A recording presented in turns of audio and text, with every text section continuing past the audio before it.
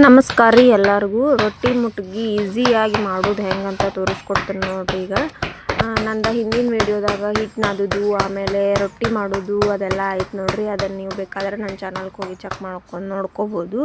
ಈಸಿಯಾಗಿ ಹೆಂಗೆ ರೊಟ್ಟಿ ಮಾಡೋದು ಅಂತಂದು ಅದ್ರಾಗ ನಾ ತೋರಿಸ್ಕೊಟ್ಟೇನೆ ರೀ.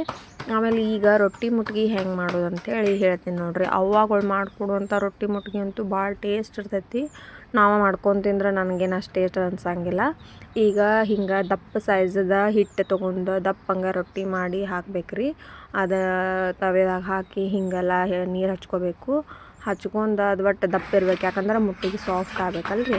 ಅದಕ್ಕೆ ಉಳ್ಳಾಗಡ್ಡಿ ಬೆಳ್ಳುಳ್ಳಿ, ಕರಿಬೇವು, ಜೀರಿಗೆ, ಉಪ್ಪು, ಆಮೇಲೆ ಮಸಾಲೆ ಖಾರ.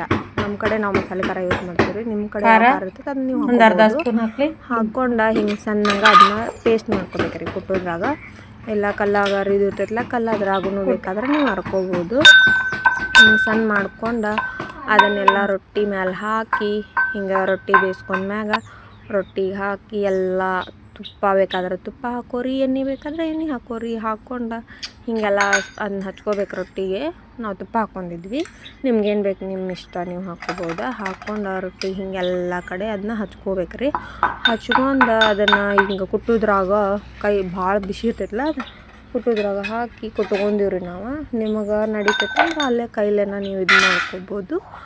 ಮಾಡ್ಕೊಂಡು ಅದನ್ನು ಹಿಂಗೆ ಕುಟ್ಟಿ ಕೈಲೆಲ್ಲ ಚಂದಂಗೆ ಮತ್ತು ಮಿಕ್ಸ್ ಮಾಡ್ಕೊಂಡು ಮುಟ್ಗಿ ರೆಡಿ ರೀ. ನನ್ನ ಚಾನಲ್ದಾಗಿರೋ ಎಲ್ಲ ವೀಡಿಯೋಸ ಪ್ಲೀಸ್ ಎಲ್ಲರೂ ಸಬ್ಸ್ಕ್ರೈಬ್ ಮಾಡಿರಿ ನನ್ನ ಚಾನಲ್ಗೆ. ಆಮೇಲೆ ನನಗೆ ಲೈಕ್ ಕೊಡಿರಿ ಎಲ್ಲ ವೀಡಿಯೋಸ್ಗಂತ ಕೇಳ್ಕೊತೀನಿ ರೀ. ಧನ್ಯವಾದಗಳು ಎಲ್ರಿಗೂ.